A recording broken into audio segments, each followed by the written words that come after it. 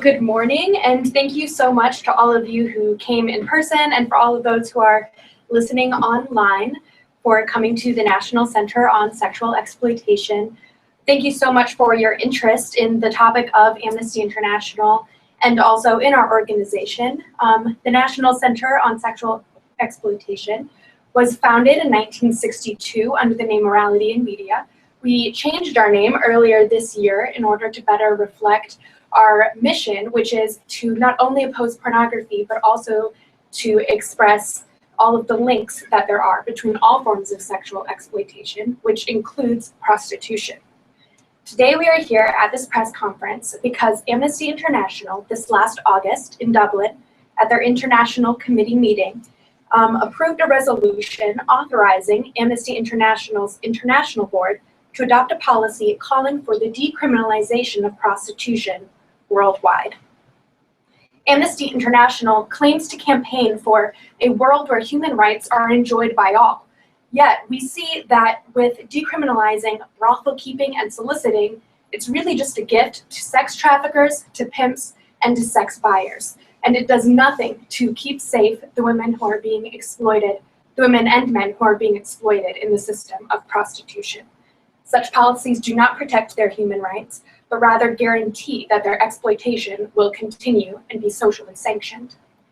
In keeping with the National Center on Sexual Exploitation's mission to defend human dignity and to oppose all forms of sexual exploitation, NCOSE is launching a new campaign in opposition to Amnesty's anticipated decisions entitled No Amnesty for Pimps. Our panelists, who will be speaking today about the dangers and harms of prostitution, along with the decisions of Amnesty International, are Dr. Eleanor Gaetano, Senior Legislative Advisor at the Coalition Against Trafficking in Women, and Lisa Thompson, NCOSE Vice President of Education and Outreach. Here to provide background and context on this situation is Dr. Eleanor Gaetano.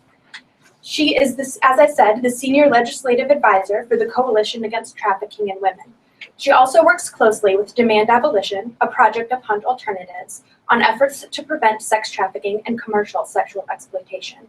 From 2003 to 2009, Eleanor served as Senior Coordinator at the State Department's Office to Monitor and Combat Trafficking in Persons, managing NGO outreach, media, and legislative relations.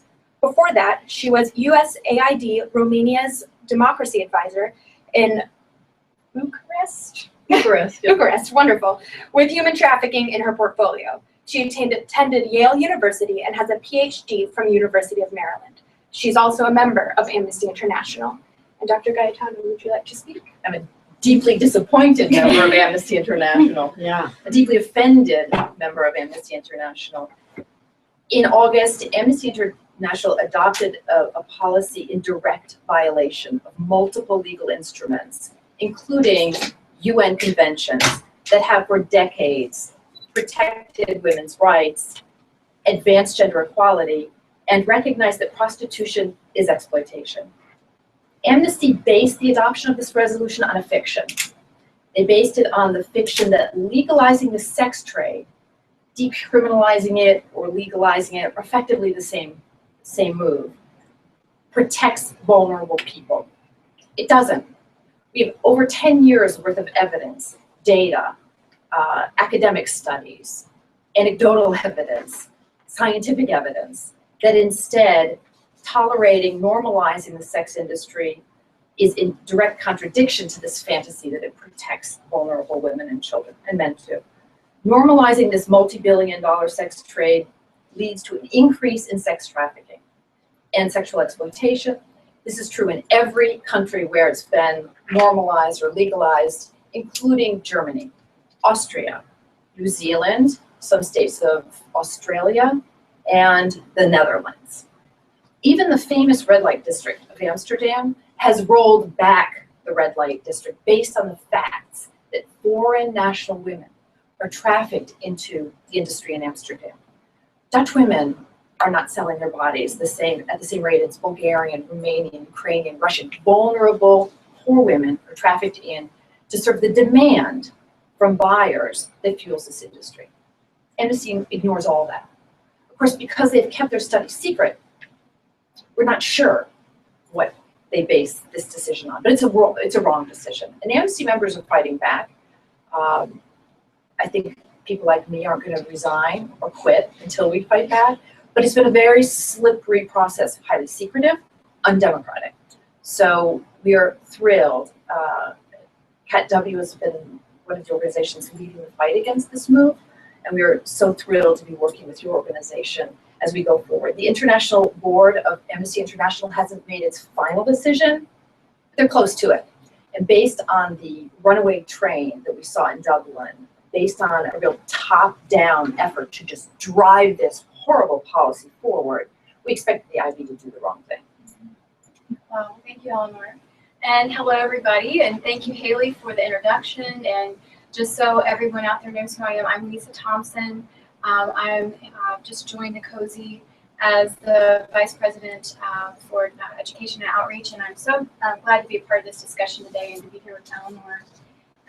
We've gotten the chance to work together for over the years on these issues. And so I have to say, my feelings about this, it just seems like such a setback to the decade or more of advancement that we have been seeing on the issue of sex trafficking and commercial sexual exploitation of women, and that what Amnesty has done and what it could do if the International Board does support the policy as it's currently drafted would be a disastrous setback for the movement as a whole, and for the human rights of women, men, and children, because this will definitely impact children all over the world.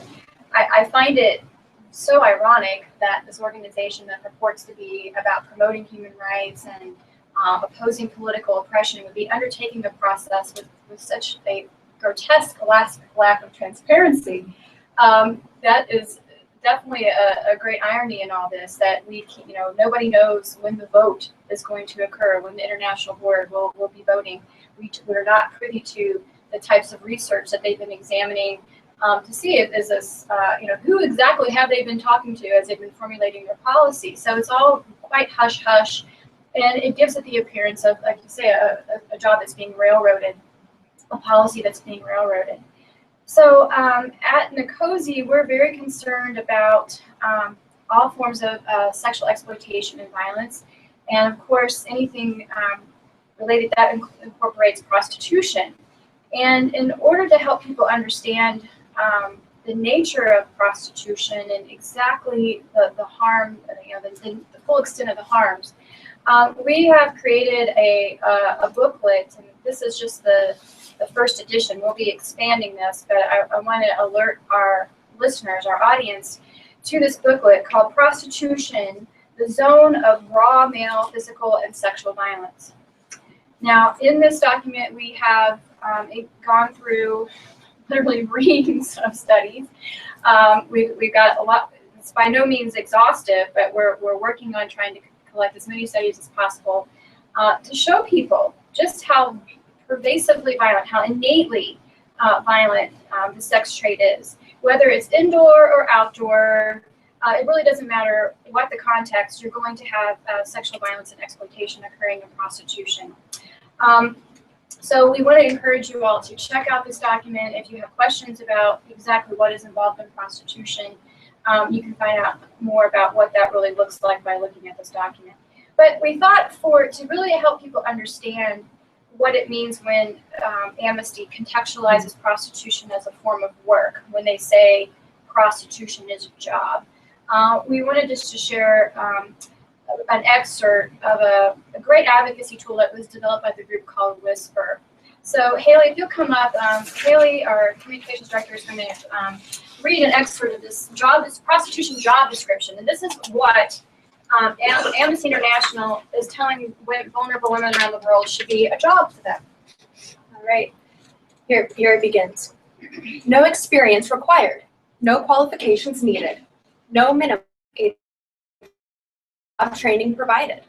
Special opportunities for poor women, exotic-looking women, single women, women of color. Women and girls applying for this position will provide the following services: being penetrated orally, anally, and vaginally with penises, fingers, fists, and objects, including, but not limited to, bottles, brushes, dildos, guns, and/or animals, being bound and gagged, tied with ropes and/or chains, burned with cigarettes, hung from beams or trees, being photographed or filmed performing these acts. Workplace.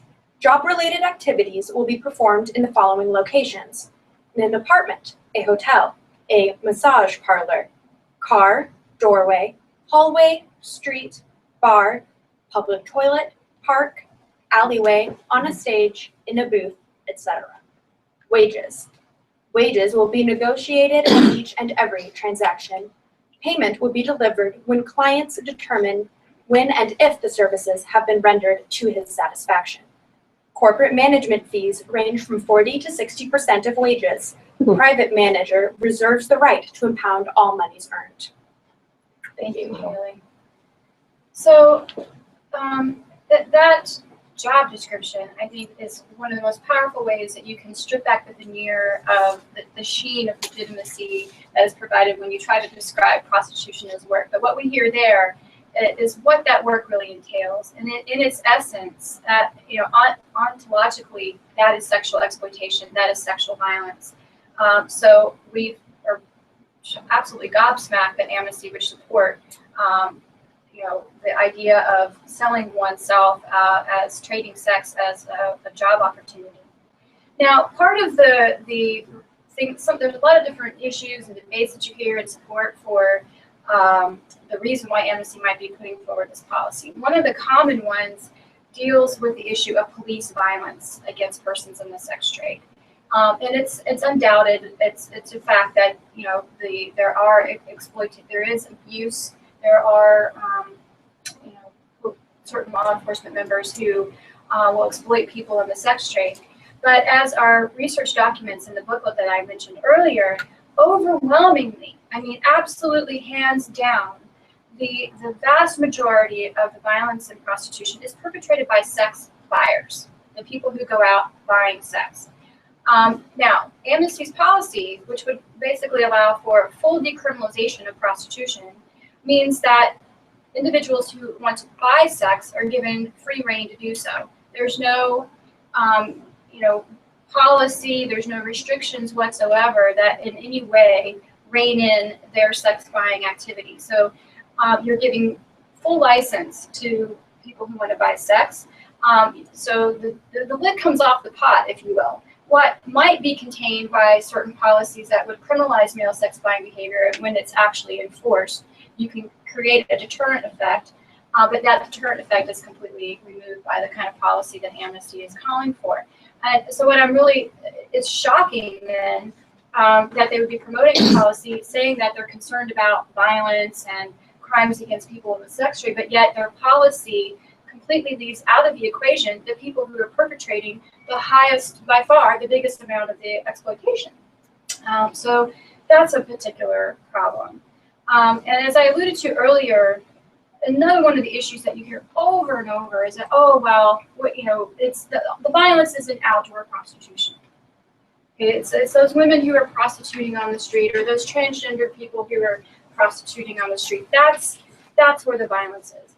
Well, undoubtedly, the most serious forms of violence, the most egregious, some of the really violent beatings and taking people and dumping them and running over them with cars, that kind of violence does happen, obviously, is connected with outdoor prostitution.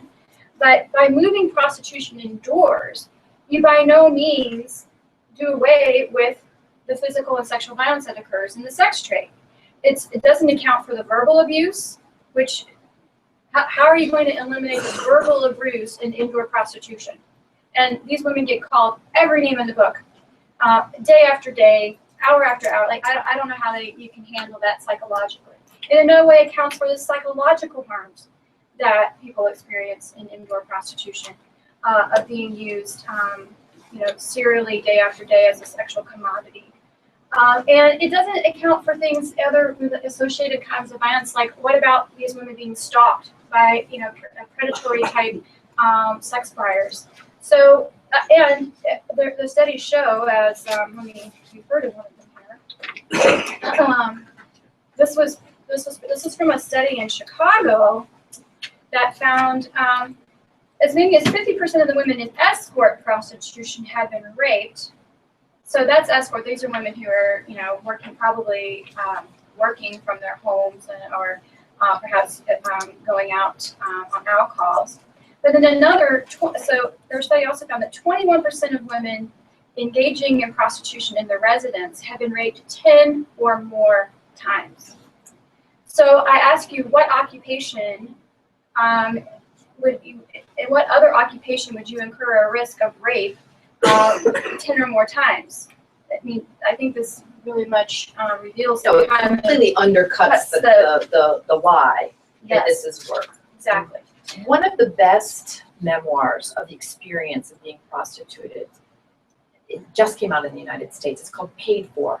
It's by Rachel Moran, and many of us in this room recently met her on her book tour. Rachel really opens your eyes to certain phenomena that eliminate the notion that there's a significant difference between outdoor and indoor prostitution. Rachel worked in every aspect of the sex trade, from escorting to outdoor prostitution.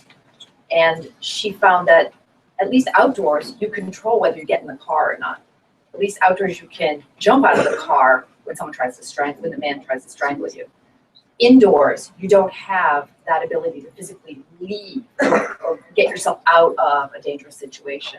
So she actually flipped it and demonstrated that indoor prostitution is in many ways more dangerous than outdoor prostitution. Yeah, women have much less more control over their environment. They have less ability to choose who they might be trading sex with to negotiate their sex exchanges. So, and the indoor just really it's a convenient way of getting rid of the community nuisance of street prostitution and sweeping it indoors so that it's all conducted behind closed doors. That's what indoor prostitution is all about. Now, another thing I want to mention, again, that goes to this idea of violence, but also goes to the argument of harm reduction. Okay, so one of the things we hear about all the time is that, legal prostitution or decriminalized prostitution will reduce the harms, the impacts that people experience. Now, I know we, Cat W and NCOSE, we're much more interested in harm elimination. I want to underscore that point. But to show you the types of harm reduction strategies, I want to read to you from a safety tip. This is from a manual that's been created for people in the sex trade that's giving them safety tips on how to protect themselves in prostitution. So for those of you who are watching, I want you to think about if this was your quote workplace, your job, and you were told to do these things, how would you feel about your safety, about your job? Okay, 1, be aware of exits and avoid letting your customer block access to those exits. Be aware of where your client is at all times as much as possible. Shoes should come off easily and be appropriate for running. Avoid necklaces, scarves, like what I'm wearing, across the body shoulder bags, or anything else that can be accidentally or intentionally tightened around your throat. Approach the driver's window. Keep enough distance to avoid being grabbed, assaulted, spit at, or spray painted, and to avoid pleasing window shoppers. So you've got to keep your distance from those windows, car windows. Study the customer, the car, the door lock system. Circle the car completely before entering so you're clear on how many passengers are in the car. Take the license plate number or pretend to. If you can, text message all license plates to a safe person. Do not carry a weapon that can be taken away from you and used against you. If you are threatened or being attacked, use your voice. Make a lot of noise. Scream. Turn on the car lights. Hit the horn. Try to get the door open. Attack. Run. Attack soft areas such as throat, eyes, Adam's apple, nose, testicles. Kick shins. Stamp on the instep. Poke with fingers, nails, keys. Hairspray is in his face. Do not let him restrain you. If you see rope, handcuffs, or bindings, fight like hell. Are you kidding me? Amnesty International, are you kidding me? Now, they didn't write this manual, but this is the type of violence that this policy will allow to happen. you want to expound on that at all? I want to step back and think about policy. So the United States government adopted in 2002 a National Security Directive, presidential NSPD, National Security Presidential Directive that found the relationship between prostitution and sex trafficking is inherent. And therefore, we cannot, the US government will not allow any programming in its name or with its funds to be done that legitimizes prostitution as a form of work, because in fact, it's inherently violent. This is US policy that began under the Bush administration and was re-endorsed by the Obama administration, which continues to implement NSPD 22, which you can Google and find online, although it is classified, it's online, a very interesting read. The US branch or section of Amnesty International took the lead in endorsing this policy. This policy didn't come from Germany or New Zealand. It came from the United States, it came from the UK, and I believe Australia was another one of the countries, branches that endorsed it. There were countries that voted against it. The Philippines voted against this. Israel voted against this. Ghana voted against this. There were countries that we here were in Dublin and said, in our country, there's a direct connect between the sex industry, organized crime, and exploitation. This wasn't taken without a fight. There was a fight within Amnesty, and yet now they're trying to control it. An internal memo that went out under one of the board members' names, Terry Rockefeller, I believe, really came down hard on a longtime activist at Amnesty who was shocked that this prostitution policy was adopted. And she was told in no uncertain terms that she would be kicked out of the organization if she continued to oppose it. This is before the IB even has finally ratified it.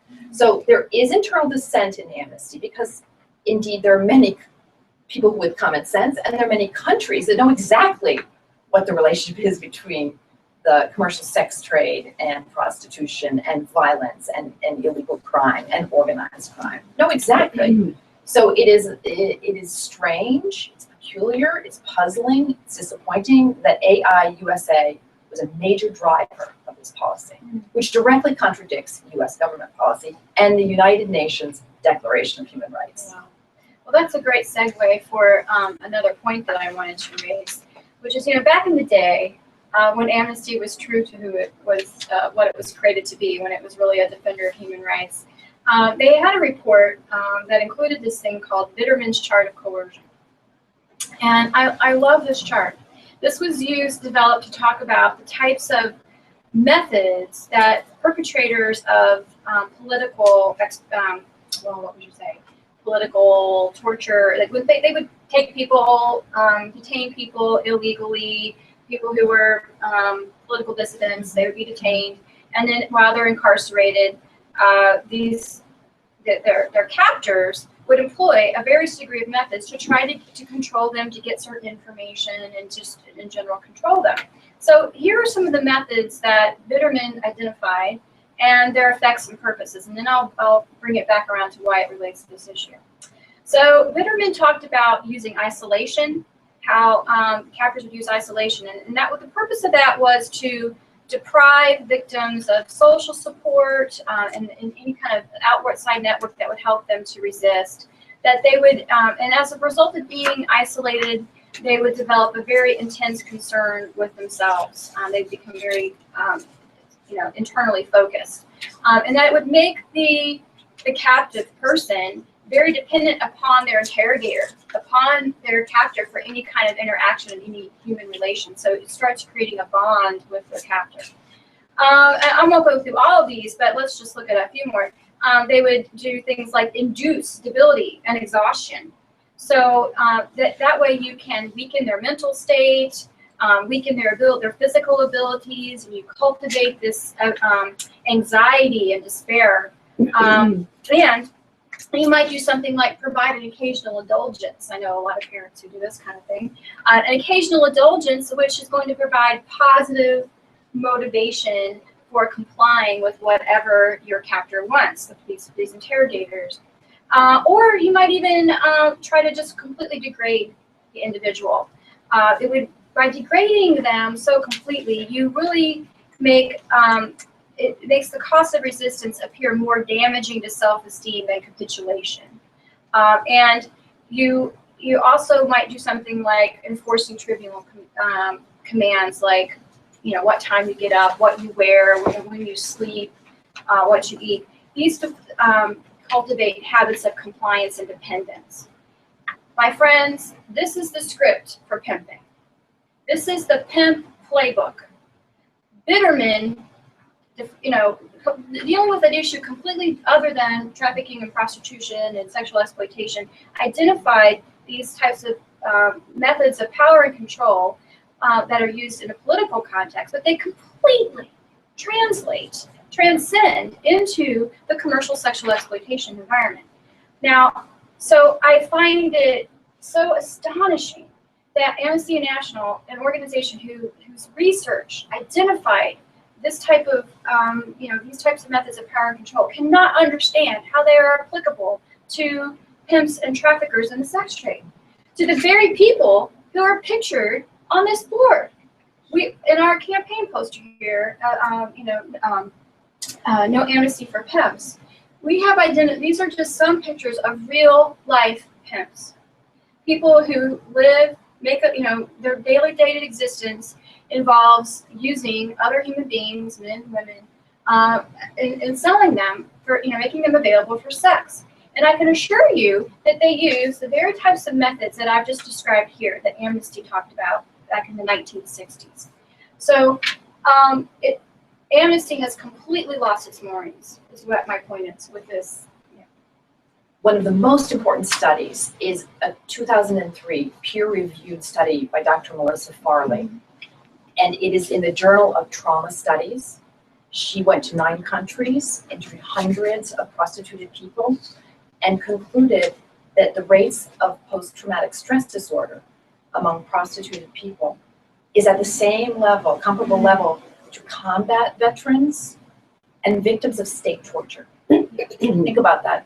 PTSD levels for prostituted people is close to that of victims of state torture, the very people that Amnesty really was formed to protect.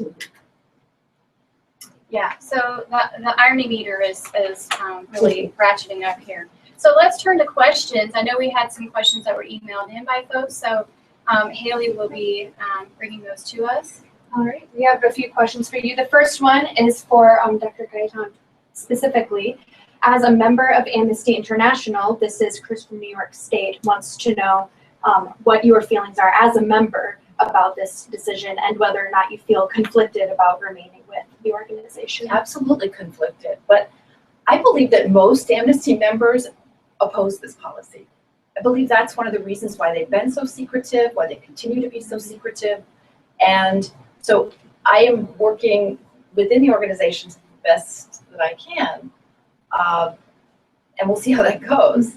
On the other hand, having worked in high school in the 70s with Amnesty, I feel hurt, that this organization that signified human rights to so many of us has abandoned its mission and is siding with exploiters against the most vulnerable women and children, the most vulnerable people, typically people of color, people who are oppressed, people who are desperate, siding against those people. This next question is from Danielle from Florida, and this is open to both of you. She asked, what has happened in countries that have already decriminalized or legalized prostitution, and do they give us any indication of what would happen if we all followed suit? Right. Well, I think Eleanor, already raised the point that the things got so out of hand when with legalization of prostitution in the Netherlands that officials there are making efforts to scale back the sex trade in the presence of the red light districts there, the connections with criminality and organized crime, the overwhelming amount of international women who make up the majority of women who are prostituted there. I mean, that is a great signal that something is terribly wrong. If Dutch women aren't deciding, wow, today I think I want to prostitute because it's such a great opportunity, and the demand created by legalized prostitution is insufficient to meet the supply. So, gee, guess what? Let's just bring in the, hey, world, hey, Africa, hey, Nigeria, hey, Romania, bring us your poor and vulnerable women. We'll give them a job in our sex trade, so our men can, you know, have at them at will. That is a great indication of, you know, the kind of the problems with legalized prostitution. And I know in Germany the sex trade has just exploded. And the same thing that happened in some of the areas in Australia. And you know, that whole idea is, oh, we're gonna license these brothels. You know, we'll make sure they're regulated. Well, gee, guess what? They've got all kinds, scores of unlicensed brothels. Nobody's inspecting them. I have a report on my desk written by a legal analysis talking about how nobody's inspecting these brothels. And one of these pimps up here, you know, was hiding a trafficked woman in her brothel in Australia. So, you know, the example of countries like Germany, Australia, Netherlands, I think it would be nice if people would actually wake up and pay attention. Somewhat to that point of discussing the regulation, Robert from Arizona asked, if you want to get rid of prostitution, wouldn't letting sex workers unionize be a solution? That'll do to the sex industry what it did to manufacturing, mining, and our education system. As soon as you go down that path and imagine commercial sex industry to be work, you want to regulate it or control it. That's why you're on the wrong path. It is violence. It is inherently violent. It's exploitation, and when you see it that way, you want to end it. You want to eliminate it. The Coalition Against Trafficking in Women, in fact, supports the Nordic model. The Nordic model says we decriminalize those who sell sex. They're exploited. We don't incarcerate or criminalize the people who are exploited. We criminalize buying sex. We criminalize pimps. We criminalize brothel owning and facilitating trafficking. But we leave alone those who are in vulnerable positions, who are desperate, and who are selling sexual access. Typically, and all the studies show this, including Melissa Farley's, people with any alternative want to get out. They're desperate to escape, and they can't escape. They don't have choices. It's not a choice when you have no choices. Thank you. Those are all the questions that we have time for today. Okay, well, I know we wanted to, we've kind of laid out some of the problem. We've talked about some of the arguments that relate to the issue. Now we want to give people the opportunity, if this is something they're concerned about, that they can weigh in, they can make themselves heard, they can stand up for the sexually exploited around the world, and tell Amnesty to please reconsider your policy and recraft it. So Eleanor, I know you have some actions with CATW. So CATW has a global declaration calling on Amnesty International to uphold human rights. It's on the catwinternational.org website. That's catwinternational.org. You can find it there and add your name to the thousands of others who are asking Amnesty to uphold human rights and oppose the endorsement of the sex industry. Yes, and additionally, at NCOSE, we have prepared some action items for folks so that you can weigh in. First of all, we want to let you know about these postcards. We have developed postcards that, if you wish, you can go on our website. You can order bundles of 25, but we'd be happy to send to you. But also, you can email us at our public email account, which is public@ncose.com. That's public@ncose.com. And you can tell us what your message is, and we'll write it on here. And we're going to be mailing these to Amnesty. And they have very powerful messages on here. And we've just developed 2 more. One that's based off of this poster model, and then another one has another image of a woman. So we're going to be mailing these off very shortly, and you can join us in that and tell Amnesty to get its act together. Additionally, another thing that you can do is we are doing an email campaign. So if you go to our website, you can take action by sending an email, and it's all right there explained for you on the website. You can also use the hashtag, No Amnesty for Pimps, on your social media, all your various social media, and help spread the word about this issue. And then lastly, there is there's 2 more things. One, you can tweet at Amnesty There's a logo that we have with, it says no amnesty with a extinguished candle. You can Twitter that logo to Amnesty members who are high up on at the international level. And then lastly, we want to alert people. There are very early folks are galvanizing to plan some activism on October 23rd. There will be global rallies taking place at various Amnesty office locations around the world. So that includes the Amnesty office here in Washington, as well, Washington D.C., as well as in New York. So for folks who are in, within 500 miles of those offices, please come and join us for these rallies. Now, we don't have a lot of details here yet at NCOSE, but if you want to email us at our public email, which I just mentioned, we'll be happy to pass on more information as it becomes available. And please watch our website for updates on that. We'll be making sure that everybody gets the details about when and where. So with that, Haley, if you'll close us out. Yeah, I would just like to thank everyone again for listening in, and for those of you who attended in person, really encourage you to go to our website to learn more about our new campaign at endsexualexploitation.org/no amnesty. And if you are a member of the press who maybe didn't get your questions answered or who wants a follow-up interview, feel free to email me, Haley, Haley, at NCOSE.com. And thank you again very much, and I hope you all have a great day. Thank you. Thank you. Very good.